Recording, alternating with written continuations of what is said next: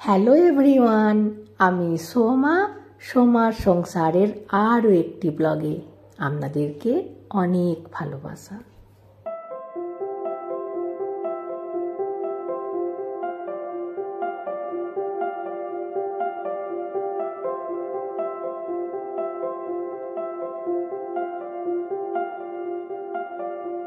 আজকে শুক্রবার আর এখন সকাল 6:30টার মতো বাজে। আজকের আবহাওয়াটা খুব ভালো। গতকাল রাত্রিতে ভালোই বৃষ্টি হয়েছে। চলুন একটিবার ছাদে যাই।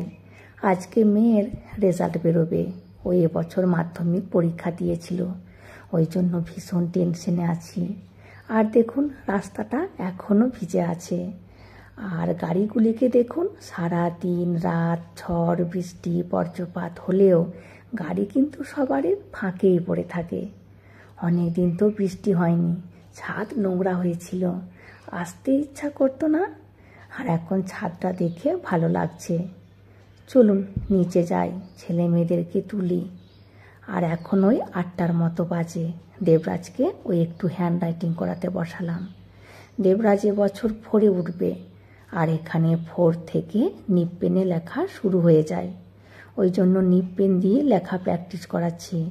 আর জানেন, তামিলনাড়ুতে মাধ্যমিক বা উচ্চ মাধ্যমিক বোর্ড এক্সামগুলিতে নিব পেনেই লিখতে হয়।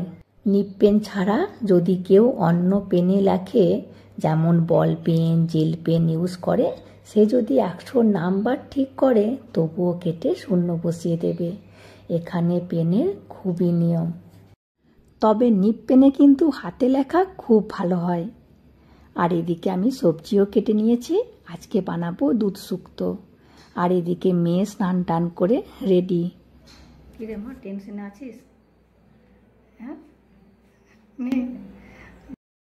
ও যতই বলুক না কেন যে ও টেনশন হচ্ছে না, এখন একটু টেনশন হচ্ছে।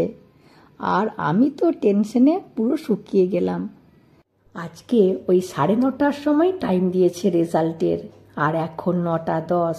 মেয়েকে বললাম আর সময় পাবি না, কিছু খেয়ে নে। কারণ রেজাল্ট পাওয়ার পরেই ওই মার্কশিটের কপি প্রিন্ট আউট করে স্কুলে নিয়ে যেতে হবে। আরও আজকেই ভর্তি হয়ে যাবে পরের ক্লাসে যাবার জন্য। আর যেহেতু 11-12 এদের স্কুলেতেই আছে, ওই জন্য এখানেই ভর্তি হবে। আর জানেন, এদের যখন মাধ্যমিক পরীক্ষা শুরুই হয়নি, প্রায় 1-1.5 মাস বাকি ছিল, তখনই স্কুল থেকে গ্রুপ চুজ করতে বলা হয়েছিল। আমরা অনেক চিন্তা ভাবনা করে গ্রুপ সিলেক্ট করে অনলাইনেই সাবমিট করে দিয়েছিলাম। তবে ওটি টেম্পোরারি ছিল। আর গত সোমবারে আমাদেরকে স্কুলে ডেকেছিল ফর্ম নেওয়ার জন্য। তো আজকে অফিসিয়ালি সাবমিট করব ও কোন গ্রুপ নিয়ে পড়বে না পড়বে। আর এখানে 80%-এর ওপরে নাম্বার পেলেই তবেই ফার্স্ট গ্রুপ কি সেকেন্ড গ্রুপ চুজ করতে পারে, তা না হলে থার্ড গ্রুপ নেওয়া বাধ্যতামূলক। আর মেয়ে কোন গ্রুপ নিয়ে পড়বে পরে বলছি। চলুন কটা বাজছে দেখি। আর 7 মিনিট সময় আছে। হাজবেন্ড কম্পিউটার খুলি বসে আছে। ও কিছুই খায়নি, আর আমিও কিছু খাইনি। মুখ দিয়ে খাবার ঢুকছেই না আমাদের। আর যত সময় যাচ্ছে আমার বুক তত ধড়ফড় করছে, হাত পা সব ঠান্ডা হয়ে যাচ্ছে। একবার বাইরে যাচ্ছি, একবার ঠাকুর ঘর যাচ্ছি। এই সময়টা যে কি হচ্ছে শুধু আমিই জানি। আর শুক্তো করব বলে বড়ি ভাজা বসিয়ে দিয়েছি। আক্কা 9টার সময় একবার এসেছিল, এই বাসনগুলি ধুয়ে দিয়ে গেছে। আর আমি বেগুন ভাজাটা বসিয়ে দেব। গ্যাসটা কমানো থাক। চলুন গিয়ে দেখি সময় হয়ে গিয়েছে।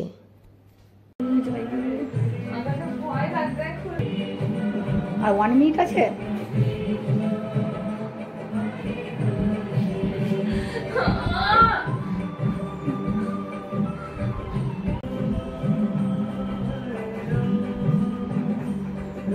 চলে এসে এটাই তো ডট। চলে এসে নম্বর মানে ওকে মার নাম বলছে শুন।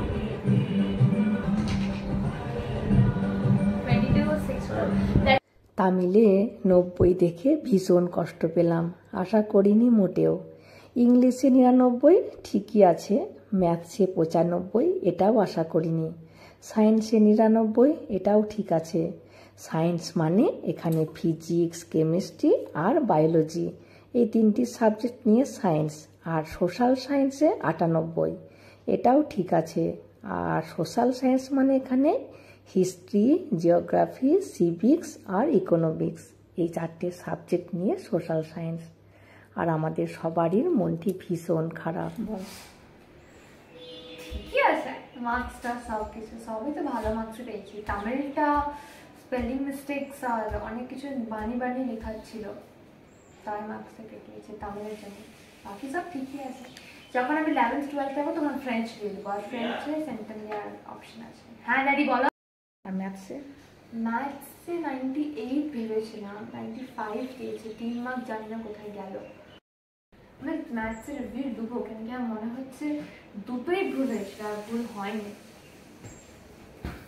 আমরা 481 আশা করিনি, ওর যেমন পরীক্ষা হয়েছিল সেই হিসাবে আমরা একটি অনুমান লাগিয়েছিলাম যে 490 আমাদের আসবেই। 10 নাম্বার কম তামিলে, আর ও মাত্র 1 নাম্বারে শর্ট কোশ্চেনে ভুল করেছিল। আর লেটার রাইটিং, প্যারাগ্রাফ রাইটিং কোনোটাই ও কমন পায়নি। তো ওগুলি বানিয়ে লিখেছিল। স্পেলিং মিস্টেক তো হবেই, ভেবেছিলাম স্পেলিং মিস্টেকের জন্য 2 থেকে 3 নাম্বার কেটে নেবে, কিন্তু 9 নাম্বার কেটে নিয়েছে। মেনেই নিতে পারছি না, বিশেষ করে আমি। আর অঙ্কে 2 নাম্বারই ভুল করেছিল। জানতাম 98 পাবে, কেন যে 98 বদলে 95 দিল, মাথা খারাপ হয়ে যাচ্ছে ভেবে।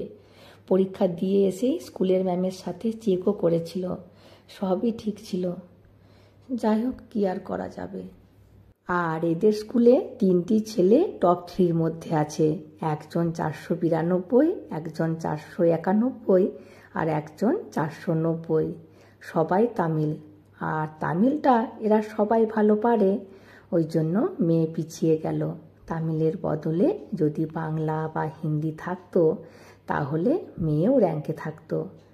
আর এই যে গত সোমবার এই ফর্মটি দিয়েছিল স্কুল থেকে, গত সোমবারই ফিল করে রেখে দিয়েছিল, আজকে শুধু মার্কশিটের নাম্বারটি অ্যাড করে নিয়ে গেছে স্কুলে। আর একটি ফর্মে দাম নিয়েছে 500 টাকা। আর জানেন, যে মেয়েটি দিব্যার ক্লাসে ফার্স্ট ছিল সে 470 পেয়েছে। আমরা তো শুনে ভীষণ অবাক হয়েছি।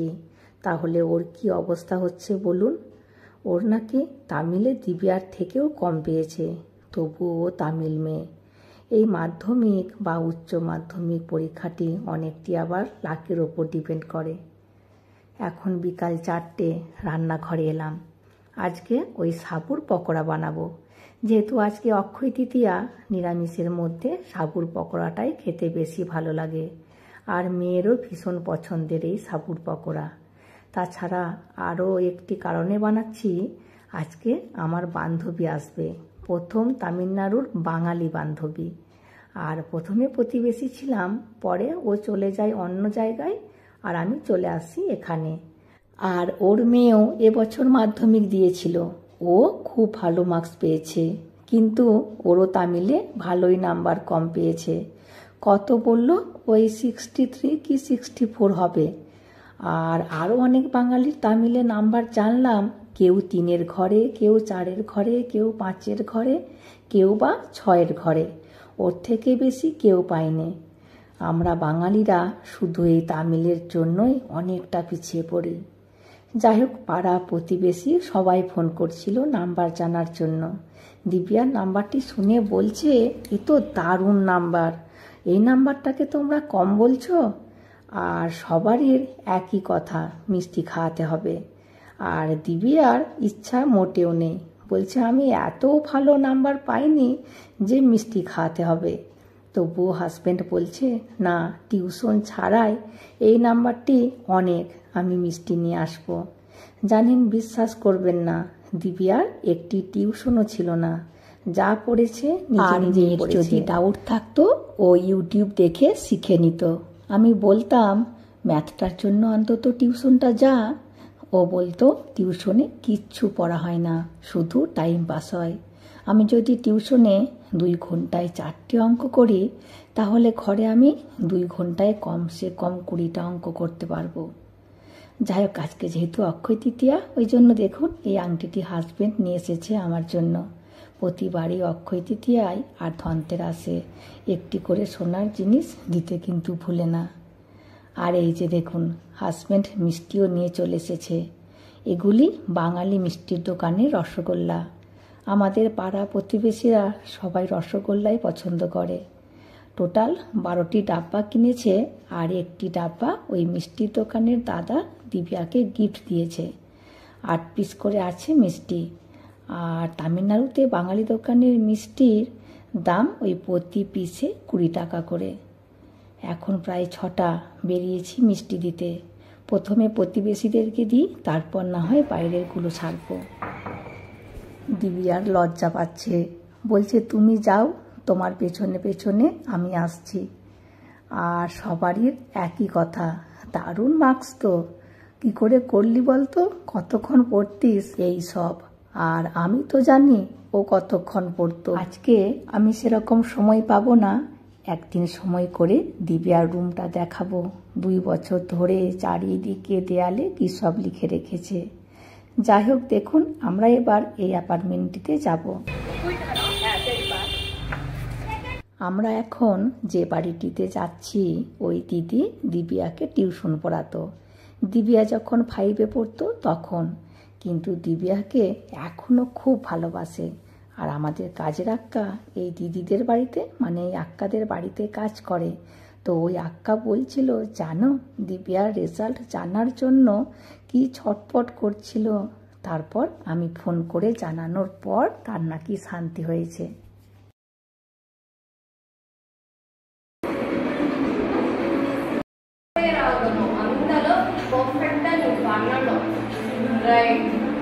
நம்ம படிக்கணுங்கிற இன்ட்ரெஸ்ட் வந்து இந்த மாதிரி படிக்கிற பசங்களை வச்சுதான் வரும். I'm so happy. நல்லா பண்ணலாம்। আর প্রথমে আমি এই আক্কাকেই জিজ্ঞাসা করেছিলাম রিভিউ কি করাবো, তখন উনি বললেন করানোর কোনো দরকার নেই, এখানে আবার রিভিউ করাতে দিলে বেশিরভাগ নাকি নাম্বার কমিয়ে দেয়। আর দিব্যার স্কুলের টিচাররাও একই কথা বললেন। যাই হোক, এখনও 3টি ঘর বাকি আছে। আর এখন আমরা এসেছি আন্টিদের বাড়িতে। আর এই আন্টি দিব্যাকে মানুষ করেছিল। দিব্যা যখন 6 মাস বয়স ছিল তখন থেকে।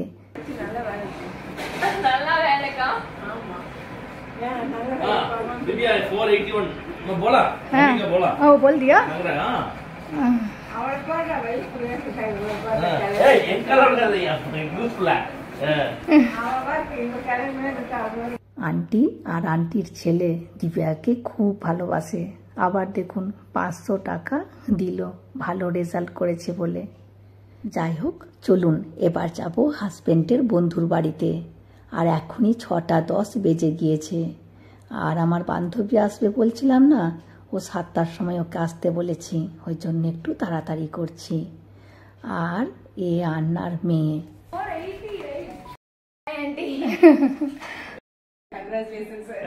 এখানে এখানে আরে গলা ধরে দিচ্ছ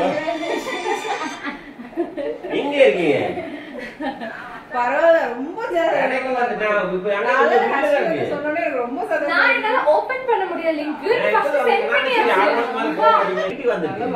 எல்லாம் ரெண்டு இதுல வந்து 90 আমরা কম্পিউটারে যখন রেজাল্ট দেখছিলাম 2 মিনিট সময় লেগেছিল, কিছুতেই ওপেন হচ্ছিল না। তখন এই আন্নার মেয়ে দিব্যার নাম্বার ফোন থেকে বার করে স্ক্রিনশট মেরে আমাদের পাঠিয়ে দেয়। প্রথমে আমরা ফোনেই দেখেছিলাম, পরে কম্পিউটারে দেখলাম। যাই হোক, কিনারা ভীষণ খুশি। আর আন্না বাইরে গিয়েছে, আন্নার জন্য ওয়েট করছি। हेलो হ্যালো না ஒரு நல்லா பண்ணிருக்கீங்க இல்ல அவருக்கு ஏதோ ஒரு 1-2 আমরা প্রায় আধা ঘন্টার মতো গল্প করলাম, বেশ ভালো লাগলো। আর এখন প্রায় 6:45 বেজে গিয়েছে, এখনো একটি ঘর বাকি আছে। আর 7টার মধ্যে বাড়ি পৌঁছাতেই হবে। দেবরাজকে আবার একা ঘরে রেখে দিয়ে এসেছি। আর এখন যাচ্ছি আমার কানাডা বান্ধবীদের বাড়িতে। ব্যাস তাহলেই মোটামুটি হয়ে যাবে। চলে এসেছি। আর এরা না ঘর চেঞ্জ করেছে, আগে অন্য একটি ঘরে থাকতো। দীপাবলির সময় যখন মিষ্টি নিয়ে গিয়েছিলাম তখন আগের ঘরটিতে গিয়েছিলাম, আর এই নতুন ঘরটিতে আমরা প্রথমবার আসছি।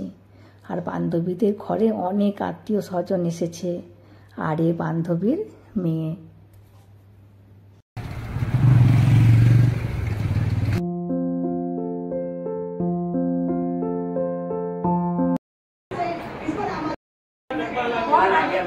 बहुत अच्छा करना है क्या? लड़कियां पैर नहीं छूती, समझी? যখন মারোয়ারি আন্টিদের বাড়িতে গিয়েছিলাম তখন আন্টি ছিল না।